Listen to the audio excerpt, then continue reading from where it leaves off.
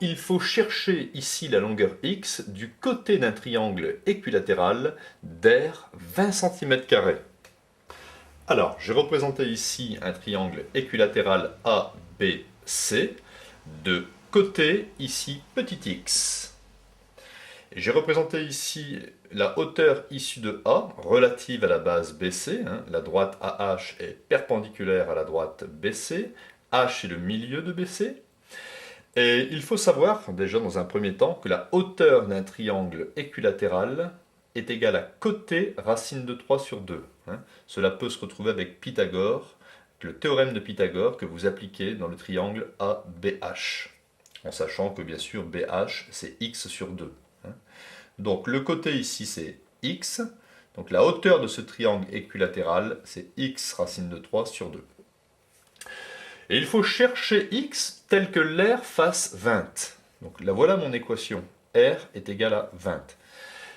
Alors l'aire du triangle équilatéral c'est base fois hauteur divisé par 2. Donc la base c'est BC, multiplié par la hauteur relative à cette base, c'est AH, divisé par 2, est égal à 20.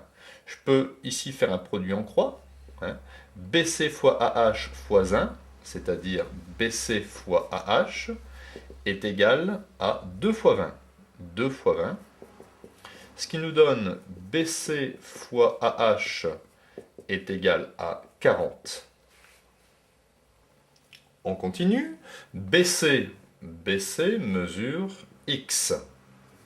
Donc x multiplié par AH, la hauteur x racine de 3 sur 2, est égal à 40.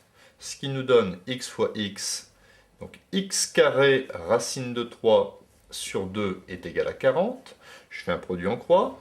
Donc ici x carré racine de 3 fois 1, eh bien ça me donne x carré racine de 3, est égal à 40 fois 2, 80.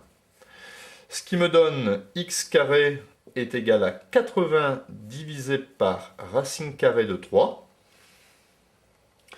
Donc, si je ne retiens que la solution positive, x est égal à plus racine de 80 sur racine de 3. Effectivement, si vous mettez ici x au carré, le carré élimine la racine, parce que cette quantité est strictement positive, et vous retrouvez 80 sur racine de 3. Je n'ai pas écrit ici la solution moins racine de 80 sur racine de 3. Parce qu'en fait, quand vous avez ici une équation x carré est égal à petit a, par exemple, eh bien x est égal à plus racine de petit a, ou bien x est égal à moins racine de petit a. Mais je ne retiens pas cette solution, parce qu'ici, x est une longueur. Donc une longueur ici ne peut être négative. Donc voilà la solution du problème.